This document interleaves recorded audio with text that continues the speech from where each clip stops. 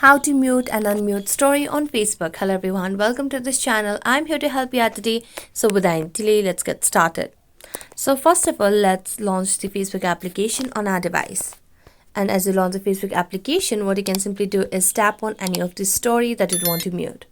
So tap on the three dotted lines of this story, and here you can see the option of mute. So you can just tap on mute this person's story and then tap on mute again. As you do that, you can just go back, and here you can see you cannot see this particular person's story because you have muted them. Now if you want to unmute them, what you can simply do is tap on the create story option. You can simply tap on the text as well and just put a random message and then tap on done over here. Here you'll be able to see the option of gear icon at the bottom left corner of the screen. So simply tap on it. You can see the option of privacy.